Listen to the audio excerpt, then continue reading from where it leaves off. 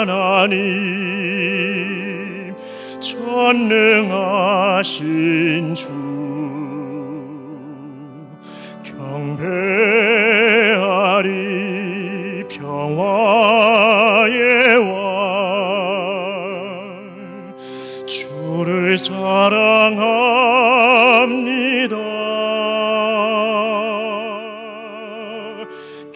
경배하리 주 하나님, 전능하신 주, 경배하리 평화의 왕, 주를 사랑합니다. 찬양하세.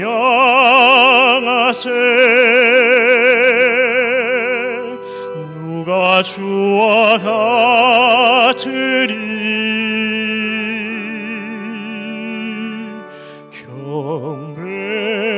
경배하리 주 하나님, 전능하신 주.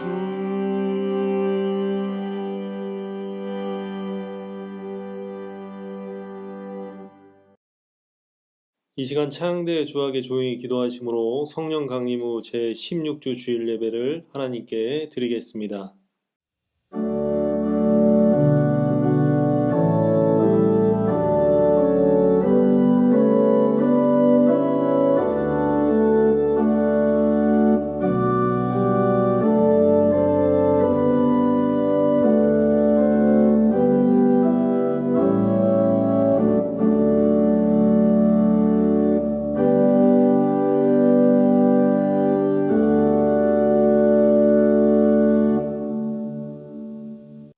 찬송과 영광을 받으시기에 합당하신 하나님, 저에게 거룩한 주님의 날을 허락하여 주시사 하나님 앞에 불러주심을 감사합니다.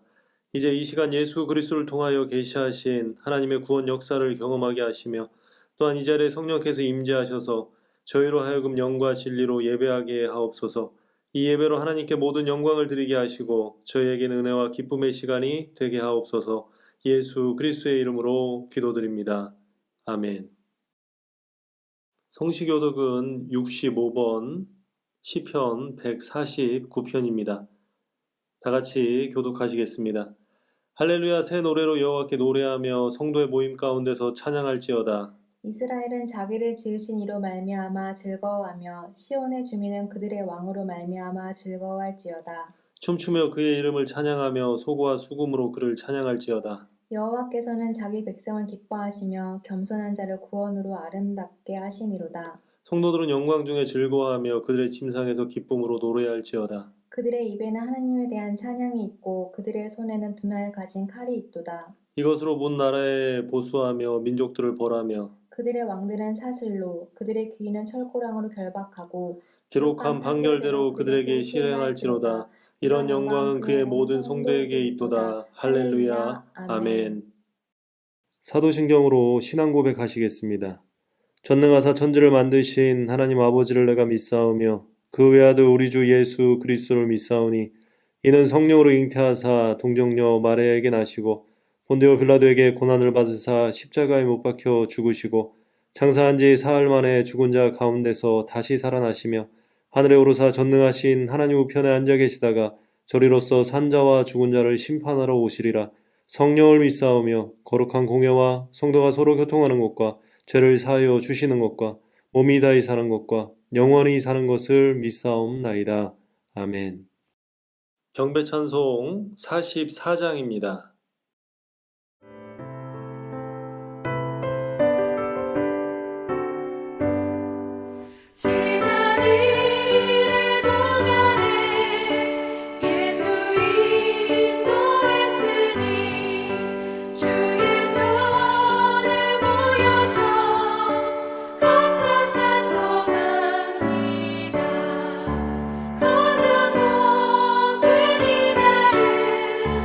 하늘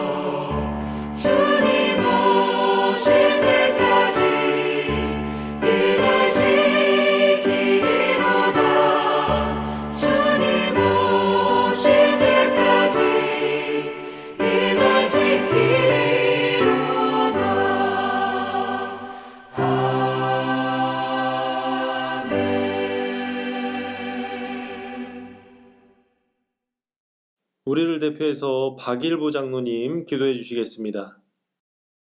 우리의 삶을 주관하시는 하나님 아버지, 세상의 많은 어려움 속에서도 변함없이 주의를 허락하시고 주님 앞에 예배할 수 있도록 허락하시니 감사합니다.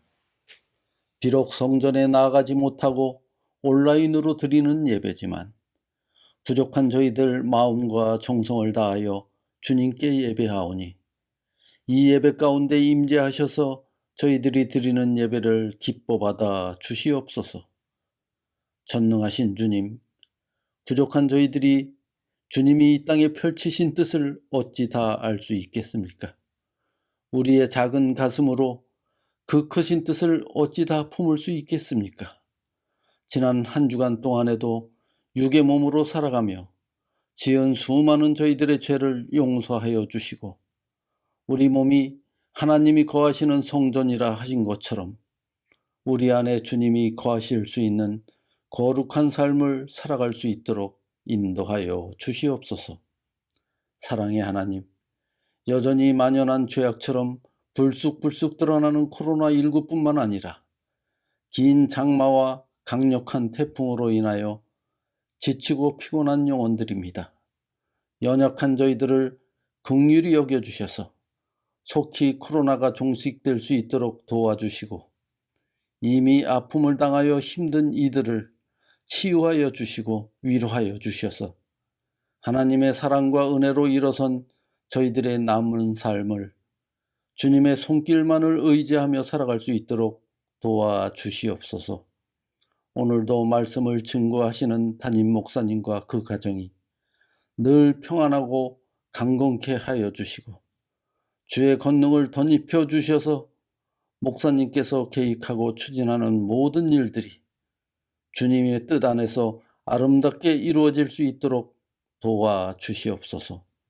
비록 각자의 가정에서 온라인으로 드리는 예배일지라도 영적으로 교제하게 하시고 말씀을 나누고 함께 기도하며 주 안에 하나 될 수 있도록 도와주시며 이 예배를 통해서 모든 예배자가 주님의 음성을 듣는 귀한 시간이 될 수 있도록 역사하셔서 그 말씀에 은혜 받고 듣는 모든 성도의 영이 새롭게 변화되게 하시고 늘 주님 앞에 순종하며 충성할 수 있도록 인도하여 주시옵소서.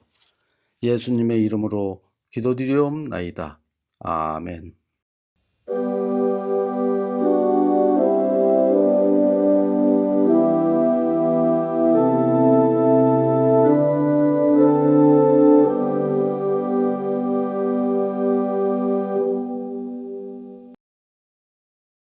감사 찬송 446장 부르시면서 하나님 앞에 예물 봉헌하도록 하겠습니다. 드리신 예물은 교회 오실 때 봉헌하시기 바랍니다. 주 음성 외에는 참 기쁨 없도다. 날 사랑하신 주 늘 계시옵소서. 기쁘고 기쁘도다. 항상 기쁘도다. 나 주께 왔사오니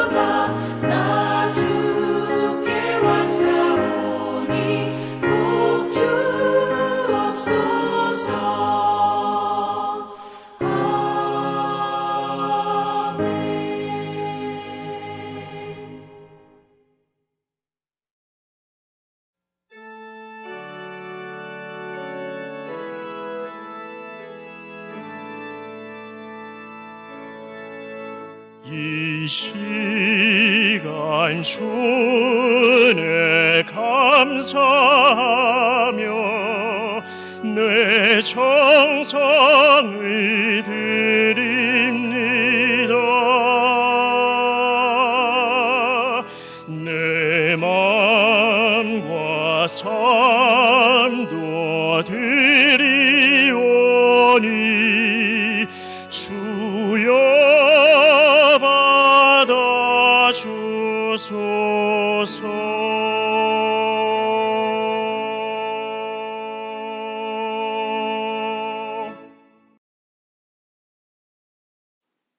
교회 소식 안내해드리겠습니다. 신종 코로나 바이러스 재확산에 따른 교회 대응은 3단계입니다. 내용은 10월 3일 토요일까지 모든 예배, 주일, 수요, 새벽, 교회학교 예배를 온라인 예배로 드립니다. 10월 4일 주일부터는 오프라인 예배로 전환해 드리도록 하겠습니다. 변경사항 있을 시 추후 공지하도록 하겠습니다. 온라인 예배 시청 방법은 유튜브에서 화도감리교회 교회학교를 검색하시거나 팟빵을 통해 시간에 맞춰 예배 드리시기 바랍니다.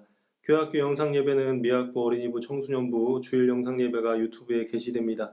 유튜브 화도감리교회 교회학교를 검색하시기 바랍니다. 속회 공과 및 가정예배에서 주보는 교회 홍보 페이지를 통해 열람 및 다운로드 가능합니다. 목회 서신 안내입니다. 신종 코로나 바이러스 상황 속에서 화도교회의 정체성과 또 나아갈 방향을 안내해 드립니다.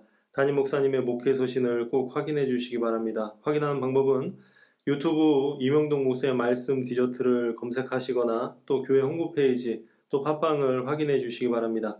금요 가정예배 안내입니다. 하나님과 진대면을 위해 금요 가정예배를 꼭 드리시기 바랍니다.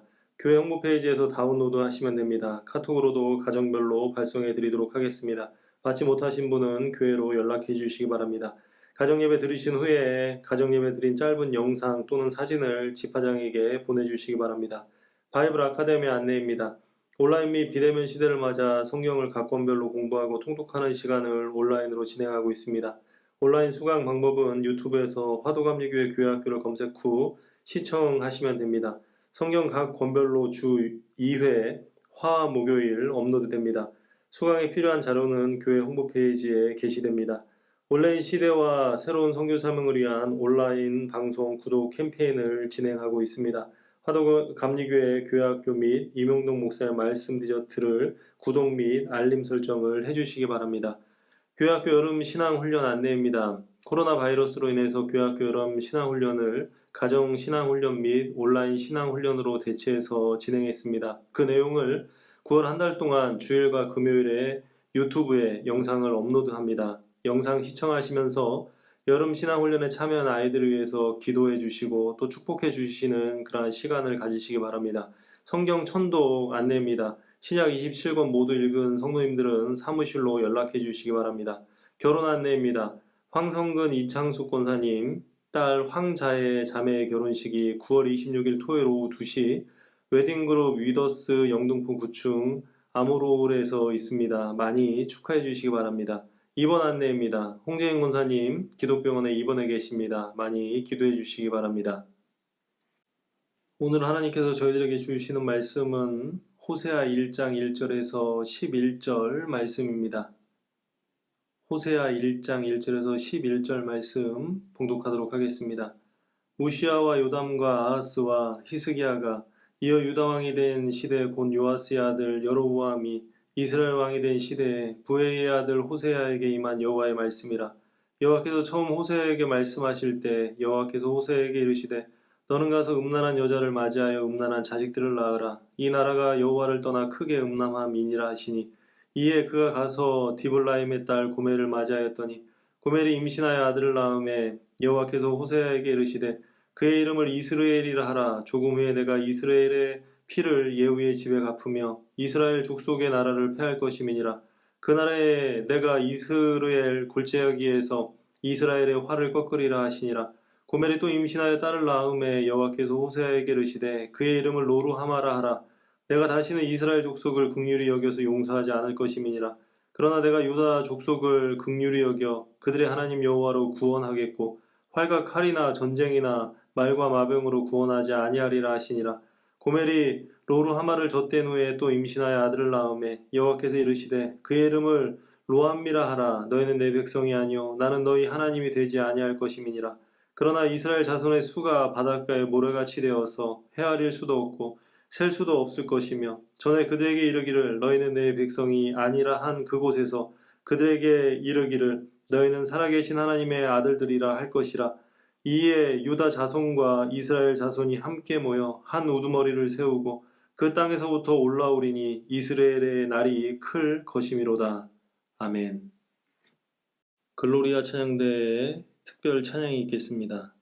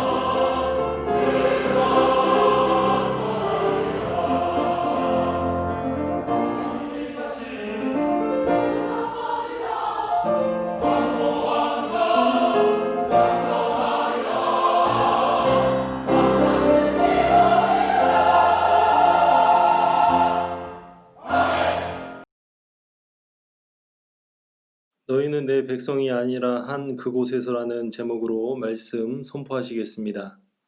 기도하겠습니다. 하나님, 오늘도 여전히 저희들에게 예배의 자리를 허락해 주셔서 감사합니다. 성전에서 모이진 않지만 가정이 교회가 되고 그곳이 지성소가 되어서 하나님이 만나주시는 큰 은혜가 있기를 간절히 원합니다. 오늘도 준비한 헌금 위에 함께하여 주시옵소서.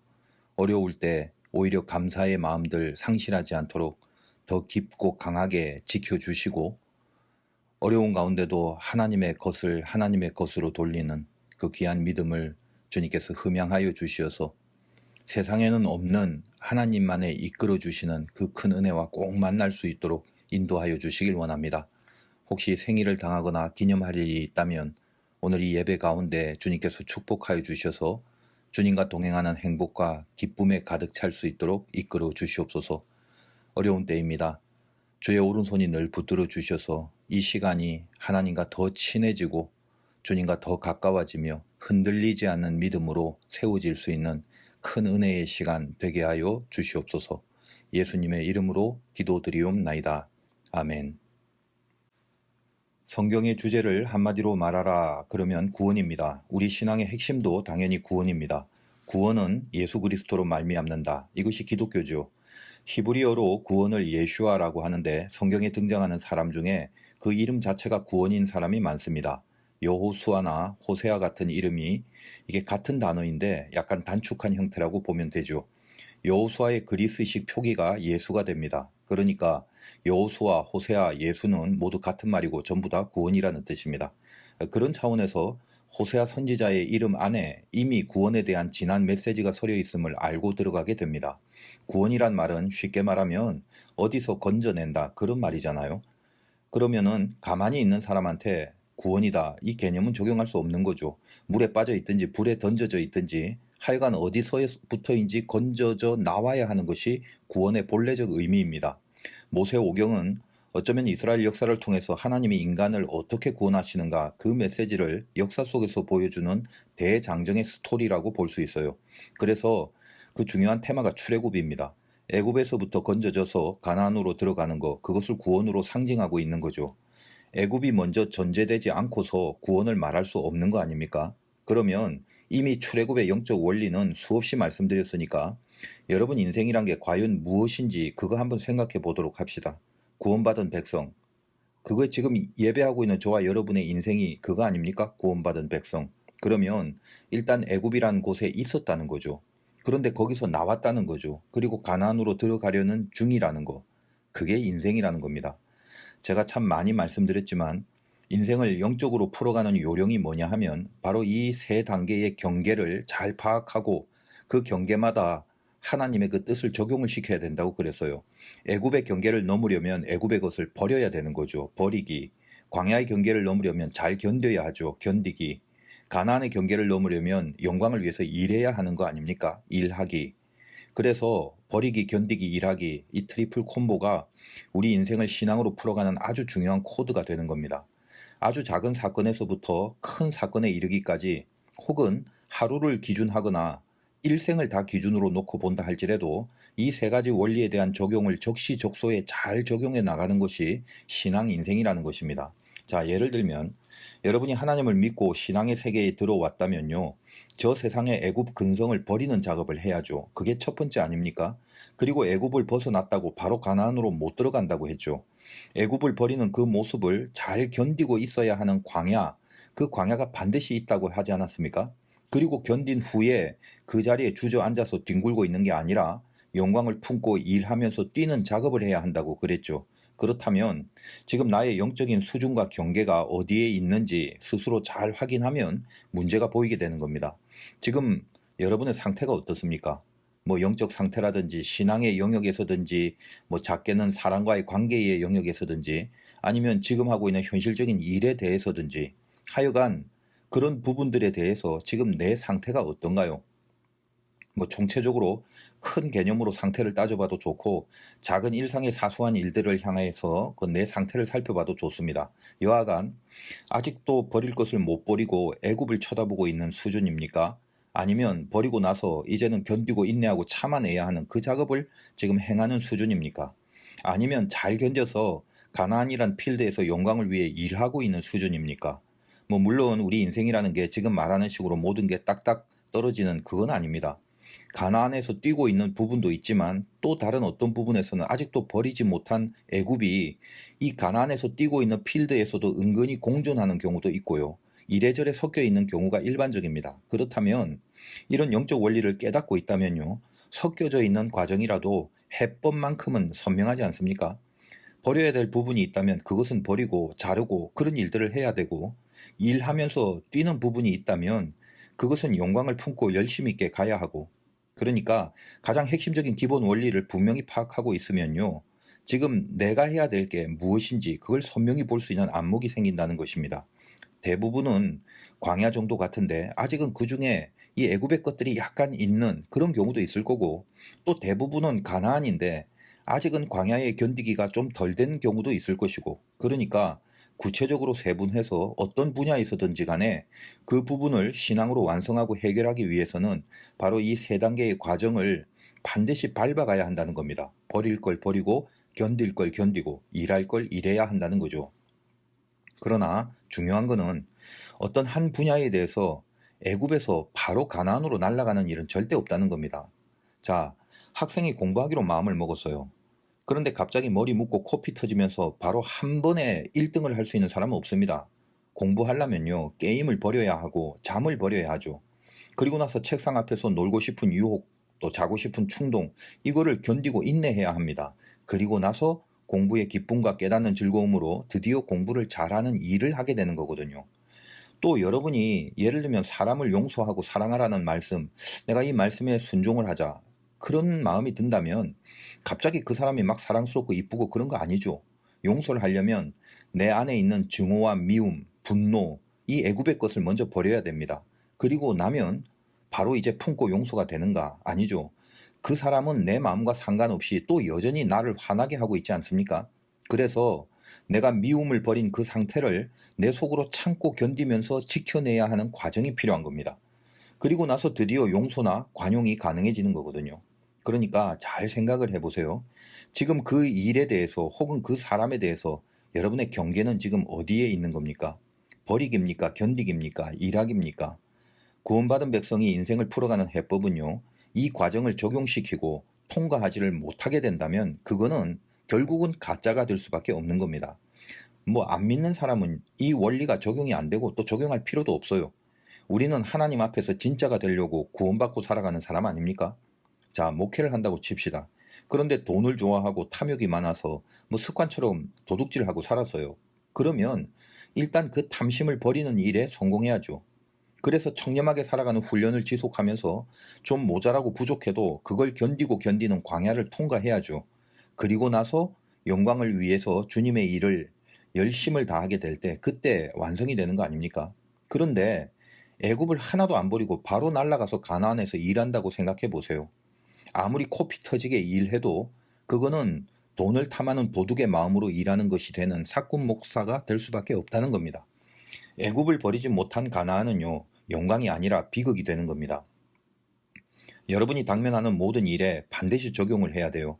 그래야 바른 길을 가고 하나님이 인도하시는 섭리를 탈 수가 있는 겁니다. 그러면 하여간 이 구원이라는 것을 가장 큰 개념에서 다시 한번 살펴봅시다.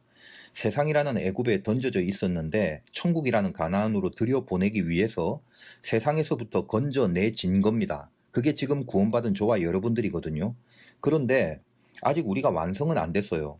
전체 역사적으로 새 하늘과 새 땅이라는 어떤 역사적 완성의 시기가 아직 오지 않았고, 다만 우리 개인에게 있어서는 죽어서 천국을 갈 때가 이제 완성이 되는 시점이죠. 지금 구원을 영적인 차원에서 가장 크게 확장해서 한번 살펴보는 겁니다. 여러분 개인의 인생의 문제들은 각각 다 다르잖아요. 그러니까 각자가 아까 말한 원리를 적용시켜서 거기에 걸맞게 적용하면 되는 거고, 지금 말씀드리는 것은 우리 모두의 공통적인 큰 개념으로 영적인 구원에 대해서 말해보자는 겁니다. 다시 한번 살펴봅시다. 우리는 세상이라는 애굽에 던져졌어요. 그게 죄잖아요. 세상에 빠져 있었다고요. 바로의 말에 귀를 기울이고 바로가 시키는 것을 하고 살았습니다. 그런데 하나님이 예수 그리스도로 인하여 우리를 거기서 건져 주셨어요. 그 건짐, 그게 구원입니다. 예수의 뜻 자체가 구원이라고 하지 않았습니까? 자, 그래서 어떻게 해요? 자, 건져내고 나서 바로 그 자리에서 죽여서 천국행 가나안으로 들여보냅니까? 아니죠. 건져주시고 인생이라는 광야를 만나게 하시잖아요. 그러므로 여러분은 주어진 인생을요, 광야로 만들어야 됩니다. 그게 무슨 말이냐면 안 믿는 사람한테는 광야가 따로 없어요. 전부 다 애굽입니다. 기뻐도 슬퍼도 다 애굽이에요. 고난이 있어도 애굽이고 풍성함이 있어도 애굽이라고요. 예를 들면 뭐 이스라엘 잡으러 따라오는 애굽 군사들이 거의 다 그 홍해에서 수장이 돼서 죽었지 않습니까? 그런데 뭐 어떻게 뭐 수영을 잘해서 간신히 홍해 건너 광야로 들어간 애굽 군사가 한 명 있다고 칩시다. 그 사람은 장소는 광야에 있지만 내용은 여전히 애굽이란 말입니다. 왜냐하면 그런 애굽 군사가 있다면 그는 그 광야라는 경계를 견디는 원리로 살아낼 필요가 없잖아요. 그는 가나안으로 갈 필요가 없잖아요. 다시 애굽으로 가려고 광야가 필요한 것 뿐이죠. 그러니까 광야와 애굽은 그 군사에게는 동일한 겁니다. 그러나 하나님의 구원을 받은 하나님의 백성은 다릅니다. 동일한 광야라도 광야로 이끌어 가신 하나님의 목적이 있게 되는 거거든요. 거기서 가나안을 향해서 견디는 영적 원리를 통과해 내야 하는 그런 깊은 의미가 있는 필드로 주어진 그게 광야입니다. 그래서 우리는 인생을 광야로 만들어야 된다는 거예요. 따라서 같은 고난이라도 그게 그냥 아프고 나쁘고 열받고 짜증나고 그런 사막이 아니라 내가 이 경계를 넘어야 할 하나님이 주신 광야로 여기고 그 광야를 통과하는 원리로 고난에 반응하는 그 사람이 구원받은 사람이 되는 겁니다. 그러니까 애시당초에 구원받은 백성은요, 고난에 대한 해석과 이해부터가 저 세상 사람들과 달라야 하는 겁니다. 제가 어제 목회 서신을 전하면서 이 시대 코로나의 고난에 대한 교회의 자세를 말씀드렸습니다. 그거는 세상에 없는 원리죠. 그 희생과 그 손해와 그 섬김이라는 거 세상에는 존재하지 않는 개념입니다. 동일한 내용의 고난이라도요, 그것을 광야로 받아들여서 견디기의 경계를 넘어서느냐, 아니면 그냥 고통 속에서 망연자실하고 푸념하고 원망하고 절망만 하느냐, 그것이 구원을 받은 자들을 이끌어 가시는 하나님의 섭리에 포섭된 인생인가 아닌가, 이걸 구분짓게 하는 거란 말입니다. 신학적인 개념으로 이미와 아직이란 말이 있어요. 구원을 크게 놓고 볼 때 지금 우리는 이미 하나님의 백성이지만 아직 완성되지 않은 상태라고 보는 겁니다. 자, 신부는 자녀인데 실력은 불효자라는 겁니다. 이미와 아직이 공존하는 바로 거기가 광야라는 곳이에요. 우리는 모두 가장 큰 개념에서 공통적으로 모두 광야라는 인생을 살아가고 있는 겁니다. 그래서 제가 가장 중요한 단계가 광야라고 수없이 말씀을 드렸죠. 고난이 없는 애굽에 머물러 버린다면 고난이 없더라도 하나님 백성이 아닌 것이고, 고난이 몰아닥치는 광야라도 거기가 애굽을 벗어난 곳에 인도된 곳이라면 그건 하나님 백성이 되는 거죠. 그렇다면 여러분이 구원을 받고 살아가는 진짜 주님의 백성이라는 것을 무엇으로 증명할 수 있는 겁니까? 고난이 있냐 없냐? 슬픔과 아픔이 있냐 없냐? 그걸로 따지는 게 아니라 거기가 광야냐 아니냐, 이걸로 따져야 한다는 거예요. 광야가 그냥 사막이 아니라 인도하심의 과정에서 반드시 거쳐야 할 곳이라면요, 우리는 고난 가운데 견딤의 영성을 추구하고 있느냐 아니냐로 내가 진짜냐 가짜냐를 판단하면 틀림없다는 것입니다. 그렇다면 내가 지금 견디고 있는 게 맞는지 아닌지를 판별할 수는 없을까? 견디는 게 맞다면 고난 중에 있어도 나는 구원받은 백성일 것이고, 견디는 게 없다면 심각하게 자기 구원을 다시 재고해야 할 것이 분명한데, 무엇으로 견디고 있는지 아닌지를 판단할 수 있는 겁니까? 뭐 힘을 늘 내고 늘 7.8기 하면서 용을 쓰고 분발과 노력의 모습, 이것이 있다면 그러면 견디고 있다라고 판단할 수 있는 건가요? 뭐 물론 그것도 맞긴 맞습니다. 그러나 더 근본적으로 핵심적인 판별식이 따로 있어요. 그게 뭐냐? 갈등이라는 겁니다. 바울식 표현으로는 곤고함이죠. 두 개가 부닥치고 있는데 이기고 싶은데 자신이 없어서 미치겠다는 표현이에요. 이게 갈등이에요. 갈등으로 끝나면 안 되지만 일단 갈등에서 시작하는 이 깊은 이해를 절대로 놓치면 안 됩니다. 갈등은요, 아무 생각이 없으면 전혀 일어나지 않는 현상입니다. 왜 갈등이 생기죠? 이미 두 세력이 부닥치고 있는 증거죠. 그래서 누가 이기는데? 이기냐 지냐는 그 다음 일, 두 번째 일입니다. 일단 부닥치는 공고함, 이게 느껴져야 한다는 거예요. 제가 어디 가서 세미나 같은 거 할 때 질문을 하라고 합니다. 궁금한 거, 뭐 의문이 되는 거 아무거나 다 해보라고 시키는 경우가 있어요. 그러면 뭐 이것저것 다양한 질문들을 하는데 그걸 다 모아서 한마디로 요약을 하면 모든 질문들의 핵심은 한 가지입니다. 잘하고 싶은데 안 돼요. 어떻게 하면 되나요? 그걸 뭐라고 하죠? 그걸 갈등이라고 하는 거예요. 잘하고 싶은 거, 그 마음이 저 깊은 곳에 이미 내재하고 있는 거, 그것이 있기에 갈등이 생기는 거거든요. 잘하고 싶지 않은 사람이 갈등을 일으키는 경우는 없습니다. 공부 못하는 학생들이 내일 시험인데 지금 졸린 상태, 그걸 갈등이라고 하지 않습니다. 갈등하지 않아요. 여러분 다 그런 건 아니지만요, 이런 경우가 있어요. 교회 가자고 하면 아무런 갈등 없이 그냥 따라오는 사람이 있습니다. 그 사람은 역시 아무런 갈등 없이 그 다음 주에는 또 안 오게 됩니다. 그러다가 또 누가 막 강요하면 별로 할 일이 없으니까 또 아무 생각 없이 갈등 없이 또 올 수도 있어요. 그냥 교회를 오며 가며 하는 것만 갈등 없이 하는 사람이 있을 수 있다는 겁니다. 뭐 물론 그런 중에 성령이 만져주시고 뜻이 있으면 신자가 되는 확률도 있죠. 그런데 신앙생활을 아무런 갈등 없이 한다면 나중에 어떻게 될지 모르지만 딱 그 부분만 놓고 본다면 무조건 그거는 아직 아니라는 겁니다. 그런데 반대로 교회 가자면 뭐 증오하고 분노하고 열내고 다시는 교회 안 다닌다고 하는 그런 사람도 있어요.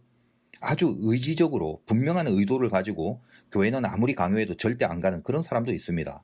물론 다 그렇게 이제 되는 건 아니지만, 자, 그런 사람들의 마음에는요, 깊은 갈등이 있는 게 거의 태반입니다. 자기도 모르게 그 증오의 밑바닥에는요, 무엇인가 형성되어 있는 관계라는 게 분명히 있는 겁니다. 갈등으로 부닥치고 있다가 그 다음에 이기지 못해서 철저하게 져버린 거죠. 그러나 그 부닥치는, 즉 그 맞닥뜨리게 하는 그 감각이 이미 그 안에 주어졌다는 게 굉장히 중요합니다. 우리는 다 모르지만 언젠가 하나님이 그 영혼에게 눈물을 줄 때는요, 다시 돌아가야 할 것을 선택할 수 있는 그런 기회를 얻게 하실 거란 그런 말입니다. 이게 무슨 느낌인지 이해를 하시죠? 제가 주례를 많이 하지 않습니까? 주례의 그 레파토리는 가장 중요한 핵심적 내용이 늘 동일합니다. 사랑을 말합니다. 사랑 말하고 또 사랑을 권면하는데 뭐 사랑이 변하는 게 아니잖아요. 그래서 늘 저의 주례사는 동일합니다. 오랫동안 주례를 하다 보니까 우리 교회 이제 청년들이 저의 레파토리를 거의 이제 암기하는 수준이 돼버렸는데, 언젠가 한 번은 이 결혼하는 커플이 와서요, 신부될 자매가 저한테 부탁을 하더라고요. 목사님, 그 주례 후에 손님들 향해 뒤돌아서게 하고 뭐 여보 사랑해 큰 소리로 외치게 하는 거 그거 좀 안 하면 안 됩니까? 그거 하지 말아 달라고. 그래서 이 자매가 신랑을 참 아끼고 위하나 보다, 제가 그런 생각을 했어요. 아시다시피 보통 제가 이제 신랑한테만 그걸 시키거든요. 그런데 뭐 그냥 속으로는 신랑을 위하는 그 마음이 참 그 귀하기도 하고, 그래서 야 그거 걱정하지 마, 그 부담되면 내가 그거 왜 시키겠냐, 마음 푹 놓고 있어라. 예, 그리고 이제 주례를 하는데, 원래 제가 그 안 시키려고 했는데 그 성령이 깊은 감동을 주니까 그날은 이제 제 안에서 신랑 말고 신부한테 그걸 시키라는 감동이 막 올라오는 바람에 바로 그 시키지 말라고 부탁했던 신부한테 시킨 적이 있어요. 그러니까 앞으로 이제 결혼할 커플들은 명심하십시오. 아무리 그 요구를 해도 할 수 없습니다. 이 주례의 퍼포먼스는 그때그때 이제 다릅니다. 하여간 그 정도로 익히 다 알고 있는 내용으로 주례를 하다 보니까 저도 뭐 큰 의식 없이 오직 사랑, 그 사랑이라는 주님의 마음을 전하는 그런 주례사를 하는데, 한 번은 제가 춘천에서 결혼 주례가 있어서 주례 마치고 또 인천에 또 주례가 잡혀 있어서 급히 이제 엘리베이터를 타려고 서 있는데, 예식장에 도우미로 일하는 여직원이 저한테 오더니 눈에 눈물이 흠뻑 젖어 있는 채로 고백을 하는 겁니다. 목사님 꼭 전해드리고 싶어서 왔다고요. 자기가 어릴 때 교회 다녔는데 상처가 있어서 10년이 넘도록 교회를 안 가고 교회 가는 걸 그렇게 싫어했다는 겁니다. 근데 목사님 주례사를 듣는데 사랑에 대한 이야기를 하시는데, 갑자기 하나님이 자기를 얼마나 사랑하는지 마음이 너무 뜨거워져서 막 눈물이 나오더라는 거예요. 다시 교회에 나가기로 결심했다고 그 얘기를 목사님께 꼭 전해드리고 싶어서 감사드린다고 그렇게 하는 겁니다. 저는 정말 그 주례하면서 예식장 직원한테 간증 듣기는 처음이었어요. 저는 그 친구가 그동안 아무튼 일부러 교회를 안 간 것이 갈등의 표현이라고 보는 겁니다. 그 갈등이 깊은 곳에 있어 왔기 때문에 주님이 만져주시는 그 기회를 만나게 된 거거든요. 차를 급히 몰고 오는 가운데도 제 마음에 참 징하게 남는 게, 하나님이 10년이란 시간 동안 이 자매를 얼마나 사랑하고 계셨는지를 제가 느낄 수 있었습니다. 그날 차가 너무 막혀갖고요, 제가 카레이서처럼 그렇게 몰고 왔는데도 결국 늦어지고 제가 주례를 못하고 이제 다른 목사님이 대신하고 저는 간신히 축도만 하게 돼서, 아무튼 그 우리 교회 이제 두 아이의 엄마와 아빠가 된 우리 달림이 부부한테 지금도 참 미안한 마음이 큽니다. 그렇지만 그날은 참 귀한 날이라 생각하고 그 열매의 감동으로 이제 평생 기도해 준다고 약속을 했었어요. 뭐 지금 너무 이쁜 두 아이를 잘 키우면서 신앙생활을 아주 잘하고 있습니다. 자, 여러분 어때요? 갈등이 늘 있지 않나요? 잘하고 싶은 그런 진심이 또 우리 영혼 어딘가에 깊숙이 자리하고 있기 때문입니다. 광야는 다른 말로 표현하자면 하나님과 세상이 충돌하는 곳입니다. 이걸 다시 말하면 약속과 현실이 충돌하는 곳이에요. 바울도 그러했지만 그 갈등이 주는 느낌은 진 것 같아요. 이길 수 없을 것 같이 체감이 됩니다.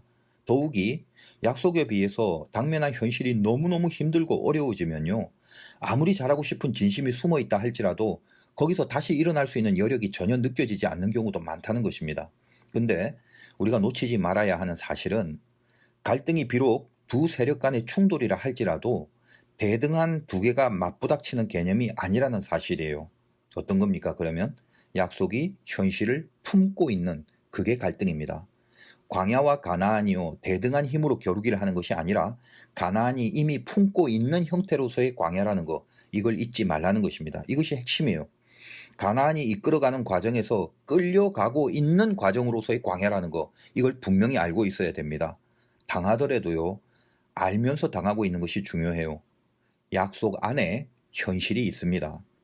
바울은 몸에 가시가 있었어요. 그것만 없었으면 날아갈 것 같았을 거예요. 그러나 하나님이 주신 약속은 이 가시와 동등한 세력으로 부닥치는 것이 아닙니다.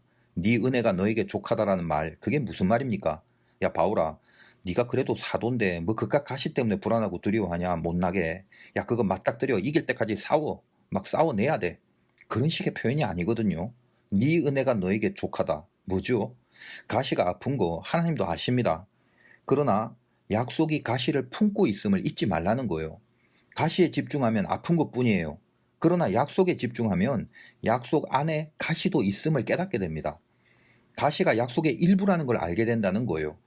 비천이나 풍부나 모든 일에 일체의 비결을 터득하고 능력 주시는 자 안에서, 그 안에서 모든 것이 가능함을 경험케 하신다는 그 말입니다. 가시가 바울에게 허락하신 약속을 절대로 방해하지 못합니다. 왜냐하면 가시는 이미 약속이 품고 있는 광야에 불과한 것이기 때문이에요. 광야는 가나안이 품고 있습니다. 갈등은 약속이 이미 품고 있는 증상일 뿐입니다. 호세아는 북이스라엘의 선지자입니다. 40여 년 동안 북이스라엘이 아수르에 멸망하는 BC 722년까지 선지자로 쓰임받았어요. 북이스라엘의 죄악을 폭로하고 앞으로 아수르에 의해서 무너질 심판을 말하면서 그럼에도 다시 이스라엘을 세우실 하나님의 약속을 예언하는 그 사명을 가진 선지자였습니다. 그런데 오늘 본문 1절을 보면 읽어보겠습니다. 우시아와 요담과 아하스와 히스기야가 이어 유다 왕이 된 시대, 곧 요아스의 아들 여로보암이 이스라엘 왕이 된 시대에 브에라의 아들 호세아에게 임한 여호와의 말씀이라. 북쪽의 왕인 여로보암 2세 한 명만 언급했죠. 북이스라엘의 선지자가 북쪽 왕은 딱 한 명만 언급하고 아예 처음부터 남유다 왕 우시아, 요담, 아하스, 히스기야, 이 남유다 왕을 열거하는 곳으로 호세아서가 시작됩니다. 북왕국의 선지자로서는 뭔가 좀 이상한 도입이라고 볼 수 있어요. 그러나 애초에 메시지를 주고 시작하는 말씀입니다. 남유다는 다윗 때부터 하나님의 약속으로 존재케 하시는 나라고 북이스라엘은 거기서 빗나간 족속으로 여기고 있다는 거죠. 구원이라는 의미를 가지고 있는 이 호세아는 남유다가 북이스라엘을 품고 있는 영적 상태로 이해를 하고 있기 때문에 북쪽에 닥쳐질 고난의 광야가 이미 남유다를 향한 약속 안에 포함되는 광야라는 것을 말하고 있는 거예요. 북이스라엘의 환란, 북이스라엘의 고난, 북이스라엘의 심판마저도 실은 남유다에 향한 모든 하나님의 약속 안에 포섭되어 있다는, 그래서 전체를 약속으로 바라보고 있는 선지자의 입장에서 말을 하고 있는 것입니다. 고로 그 1장을 읽어보면 7절 같은데, 그러나 내가 유다 족속을 긍휼히 여겨 그들의 하나님 여호와로 구원하겠고 활과 칼이나 전쟁이나 말과 마병으로 구원하지 아니하리라 하시니라. 이 말씀이 나오는데 나중에 다시 언급하겠지만 지금 고멜을 통해서 낳은 자식들을 말하면서 6절에 로루하마라는 그 이름의 자식을 낳고 긍휼히 여기지 않을 거다, 용서하지 않을 거다라고 하면서 뜬금없이 7절에는 북이스라엘의 얘기가 아니라 남유다 얘기를 슬쩍 합니다. 알다시피 북왕국은 아수르에 의해서 멸망하지만 히스기야가 있던 남유다는 18만 5천의 대군들을 하나님의 천사가 다 무찔러 버려서 아수르가 정복하지 못하는 그런 남유다, 그 이야기를 덧붙여서 지금 말하고 있는 거거든요. 무슨 말이죠? 하나님의 약속이 품고 있다는 메시지를 전하는 것입니다. 북이스라엘을 용서하지 않고 북이스라엘을 긍휼히 여기지 않을 거다라고 계속 심판하는 것 같지만 결국은 남유다의 말을 계속 하시는 이유는 그 모든 고난, 그 모든 광야가 결국은 남유다에게 약속하신 그 약속의 필드 안에 있는 거다라는 것을 이야기하고 있다는 것입니다.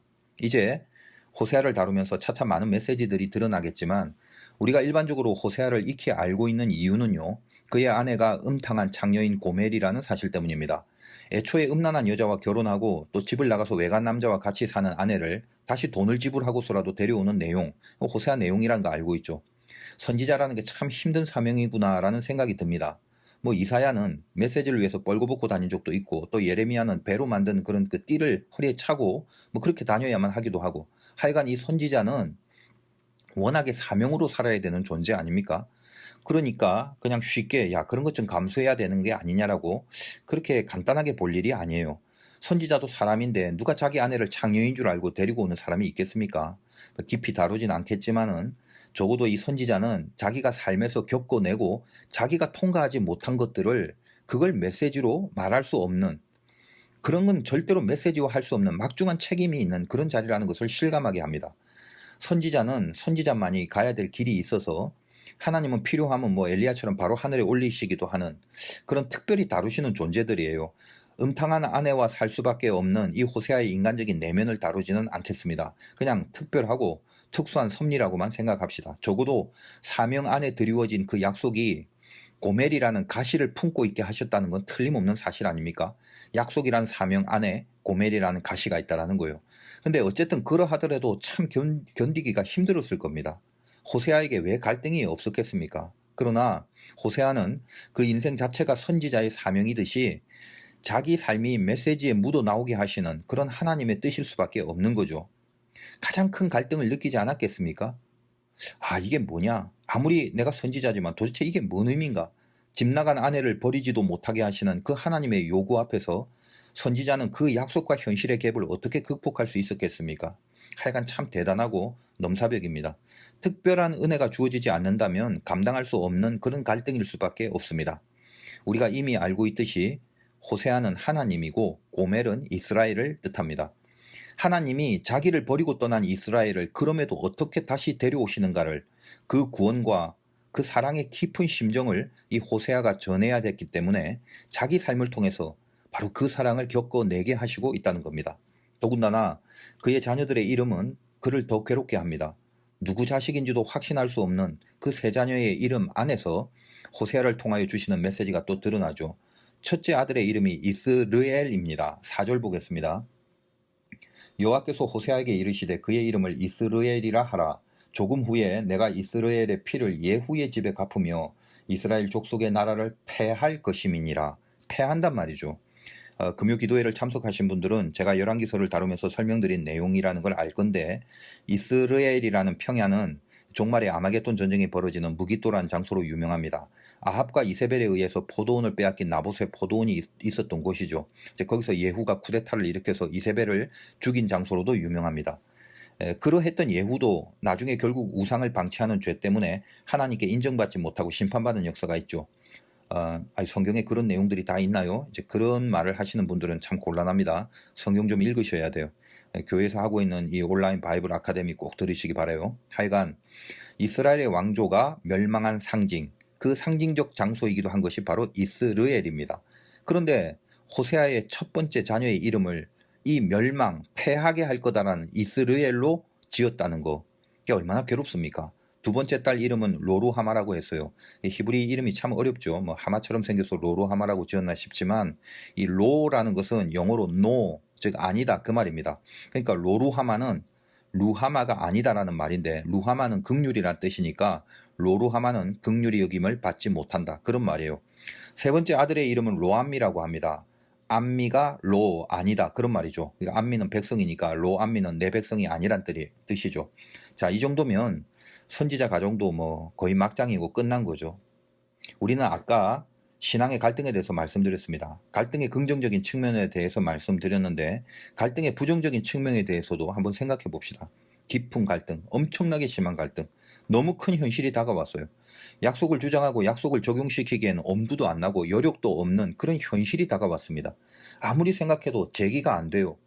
버려야 하는데 버릴 수가 없고, 견뎌야 하는데 탈진이 돼서 번아웃이 돼 쓰러져 있습니다. 일해야 되는데 소망도 영광도 다 사라지고 의미도 없고 무기력해져 있어요. 다른 남자를 찾아가는 고멜처럼 하나님을 떠나버린 것 같은 느낌만 강렬합니다. 갈등이 너무 크고 무섭게 다가오는 경우가 있다는 겁니다. 우리가 호세아서를 시작하면서 이 본당의 표어를 다시 말씀으로, 다시 믿음으로 이렇게 정했어요. 비전이 보이는 광야라면, 그래도 좀 분투하면 소망이 보일 듯한 느낌이 와야, 그래야 우리가 비로소 다시 이런 말을 할 수 있는데 소망이 보이지 않는단 말입니다. 요즘처럼 기독교가 눈에 보여지는 소망이 다 사라진 것 같은 느낌이 든 적도 없지요. 자, 그렇다면 도대체 어떻게 해야 그 다시라는 것이 가능해질 수 있느냐 하는 겁니다. 호세아 1장을 보면요, 9절까지는 고멜과 세 자녀의 이야기하면서 용서하지 않을 하나님, 그래서 벌로 심판하실 하나님, 이걸 설명하고 있어요. 우리가 이기지 못할 것 같고 다시 힘을 내지 못할 것 같은 순간들이 얼마나 많나요?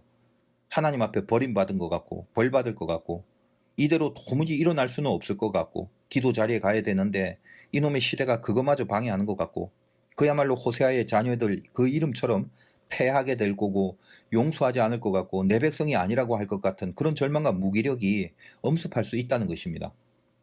그때 우리가 딛고 일어날 수 있는 영역, 그 영적 에너지, 그게 어디서 생길 수 있느냐라는 거죠. 여러분의 광야가 한복판으로 들어가게 되면요, 물도 없고 양식도 없게 되는 그런 순간순간들을 만나다 보면 약속이 느껴지지 않습니다. 약속이 있다 한들 현실의 위력에 밀려서 한참 약속이 나가 떨어져 버려서 약속조차 무용지물이라고 생각될 때가 있다는 겁니다. 여러분, 그럴 때 잊지 마세요. 십자가와 부활, 이 두 개의 사건으로 이루어진 게 아닙니다. 부활이 십자가를 포함하고 있는 사건이라는 거, 부활 안에 십자가가 들어있다는 거, 은혜 안에 가시가 있다는 거, 영광 안에 고난이 있다는 거, 그 개념을 다시 믿음으로 붙들고 시작해야 한다는 겁니다. 하나님은 오늘 본문 10절에서 대반전을 선포하십니다. 10절은 그러나로 시작하죠. 앞에 거에 대한 반전입니다. 앞에서 뭐라고요? 우리 끝났어요. 하나님을 배신하고 등을 돌려버린 것 같아서 더 이상 약속이 나에게는 적용이 안 되는 것 같은 느낌으로 바닥을 치고 있어요. 남는 건 이제 패망하는 거예요. 벌받는 거예요. 심판받는 거고 하나님이 나를 팽개치는 것밖에 없어요 라고 하고 있는 그게 바로 앞입니다. 10절 앞까지란 말이에요. 마치 우리 상태가 이 갈등의 깊음 안에서 또 오늘 제목이자 본문 10절 중간에 있는 말씀처럼 뭐라고 돼 있죠? 너희는 내 백성이 아니라 한 그곳, 너희는 내 백성이 아니라 한 그곳, 하나님이 우리 보고 넌 내 백성이 아니야 라고 말을 들을 수 있는, 그 말을 들어도 전혀 반항할 수 없는, 반대하고 거기에 대해서 저항할 수 없는 너희는 내 백성이 아니라 한 그곳에서, 여러분 어때요? 갈등이 깊어져 버리면 질 것 같고 안 될 것 같고 바로 그렇게 느끼는 거기가 어디라고요? 너희는 내 백성이 아니라 한 그곳이란 말입니다. 그런데 바로 그곳에서 연결되는 말씀이 뭐죠? 너희는 살아계신 하나님의 아들들이라 할 것이라. 이게 약속이라는 거예요. 여러분 가슴 뜨겁지 않습니까? 너희가 내 백성이 아니라 한 그곳에서 너희는 살아계신 하나님의 아들이라 할 것이다. 왜요? 하나님이요. 왜요? 그냥 하나님의 약속이 그렇다는 거예요. 그게 우리를 향한 하나님의 뜻이랍니다. 여러분 10절부터는 그러나 이후에 이 내용이 아브라함에게 주신 그런 약속의 내용이죠. 그러나 이스라엘 자손의 수가 바닷가 모래같이 되어 헤아릴 수도 없고 셀 수도 없을 것이며, 그 약속이 이스라엘 백성들의 고난과 죄성을 극복하게 만들고 11절 이에 유다 자손과 이스라엘 자손이 함께 모여 한 우두머리를 세우고 그 땅에서부터 올라오리니 이스라엘의 날이 클 것이미로다. 남과 북이 고난 가운데 있었지만 이제 다시 한 우두머리 메시아로 일어나는 역사가 세워진다고 예언을 하는 장면입니다. 그래서 결국 2장 1절 다음 시간에 하겠지만 너희 형제에게는 암미라 하고 너희 자매에게는 루하마라 하라. 로암미가 아니라 암미로, 로루하마가 아니라 루하마로 이름을 바꾼답니다. 무슨 말이죠? 다시 긍휼히 여기고 내 백성이라고 비로소 그렇게 할 거란 말입니다. 약속과 현실이 까마득히 멀어져 버린 것 같은 느낌이 드는 바로 그곳에서 내가 내 힘을 쓸 수 있는 어떤 에너지, 어떤 힘들이 하나도 생겨지지 않는 그곳에서, 그래서 하나님의 백성이 아닌 것 같이 버려진 느낌이 드는 바로 그곳에서 너희는 살아계신 하나님의 아들들이라 할 것이다. 이렇게 우리에게 약속을 주십니다. 아시겠어요? 고멜을 다시 아내로 데려오는 호세아의 마음이 다시 데려올 수 없는 우리를 다시 데려오고야만은 그 약속, 그걸 우리에게 이루신답니다. 그것이 우리를 향한 하나님의 사랑의 약속이십니다. 어쩔 거예요? 할 말이 있으십니까? 절망할 이유가 또 있어요? 우리나라를 향한 하나님의 약속이 이렇게 시퍼렇게 살아있음을 보시기 바라요. 나를 향한 하나님의 이 약속이 이렇게 뜨겁고 강력한 것임을 다시 보시기 바랍니다. 우리가 지금 모이지 못하고 예전처럼 성전에서 부르짖지 못한다 할지라도요, 이 모든 상황조차도 약속 안에 들어있는 내용이라는 걸 잊지 마세요. 혼자 용 쓰다가 힘 빠져서 팽개쳐 버리지 말라고요. 광야는요, 열매가 원래 없는 곳입니다. 그러나 그 광야가 가나안에 포함되어 있기 때문에 열매는 없어도 좋아요. 다만 거기서 견디는 그 과정을 포기하면 안 됩니다. 기도와 말씀의 현실적인 기회가 박탈된 듯 해도 견디고 있는 사람들에게는 광야는 오히려 말씀 덩어리였다는 걸 절대로 잊지 마세요. 자기가 집중해서 기도와 말씀에 자발적으로 붙들리면 약속과 현실이 같은 힘으로 부닥치는 것이 아니라 언제나 약속은 현실을 품고 있다는 것을 보게 될 겁니다. 작은 가시 보지 말고요, 제일 큰 영광을 보기 바라요. 우리가 욥기 통해서 하나님을 눈으로 보지 않았습니까? 약속을 믿고 그 약속이 끌어가시는 하나님의 힘을 보게 되면요, 내가 여기서 어떻게 견뎌야 하는지에 대한 분명한 이유와 동기가 생기게 됩니다. 여러분 어디 가서 마치 베드로처럼 눈물 통곡, 막 애곡, 땅을 쳐보고 가슴 쳐보고 그래서 다시 발끈하고 불끈하고 그러고 싶어지죠. 베드로가 그래도 신앙이 있어서 통곡하고 돌이켜서 다시 힘을 낸 줄 아십니까? 자기만큼은 절대로 주의를 부인하지 않겠다고 아무튼 오만 설레발을 다 치고 살았던 베드로가 나중에 결국 포기하고요, 다시 업으로 돌아갑니다. 자기가 자기 힘이나 실력으로 일어난 게 하나도 없어요. 그냥 닭 울음소리에 찔려서 통곡만 했어요. 그것은 갈등 때문에 갈등이 일으킨 눈물뿐인 거죠. 그러나 그것으로 일어날 수 있었다는 건 절대 아닙니다. 그는 다시 어부의 자리로 갔어요. 다시 사명의 자리를 포기하고 갔어요. 누가 일으켜 주셨나요? 부활하신 주님이 베드로를 사랑하신 거, 그것으로 일어나지 않습니까? 여러분 비밀을 아셔야 돼요. 우리들의 회복이 어디에 있는지 분명히 알기 바랍니다. 인격과 실력이 안 되는 베드로를 처음 주님이 보실 때 그 첫 마디가 네가 장차 반석이 되리라는 약속이었습니다. 베드로가 반석이 될 그릇이 아니잖아요. 12제자 중에 변변한 사람 누가 있었나요? 베드로는 자기가 통곡도 뭐 하고 멀리서나마 어쨌든 주님을 따라가기도 하고 뭐 나중에 오른편에 금을 던지라 해서 순종했더니 다시 뭐 회복이 되고 다시 마음 잡고 다시 사명 찾고 그런 것 같죠? 아니요. 여러분 성경을 보세요. 너희는 내 백성이 아니라 한 곳에, 그곳에 베드로가 있었던 것 외에는 아무것도 없습니다. 그런데 무엇이 베드로를 세웠단 말입니까? 장차 너는 반석이 되리라. 의지 미래형입니다. 이 말은 내가 너를 반석으로 반드시 만들리라 이렇게 번역하면 더 정확해요. 그 약속이 베드로를 결국 일으킨 것뿐입니다. 아예 처음부터 주님을 배반할 그 무렵부터, 아니 이미 그 전부터 베드로는요 반석일 수밖에 없었다는 겁니다. 우리가 하나님을 배신하고 죄로 미끄러져간 그곳에서도 하나님은 이미 그리고 앞으로도 내 아들이라 여기신다는 겁니다. 내가 만든 게 아니죠. 하나님이 만들어 놓으신 거죠. 그걸 약속이라고 합니다. 그 사랑의 약속, 그걸 지키시려고 창에 찔리고 못에 박혀 죽으셨어요. 그 약속을 이루시려고요. 이게 사랑이라는 겁니다. 여러분에게 오늘 동일한 약속이 있음을 잊지 마시기 바라요. 너희가 내 백성이 아니라 한 그곳에서 너희는 살아계신 하나님의 아들들이라 할 것이다.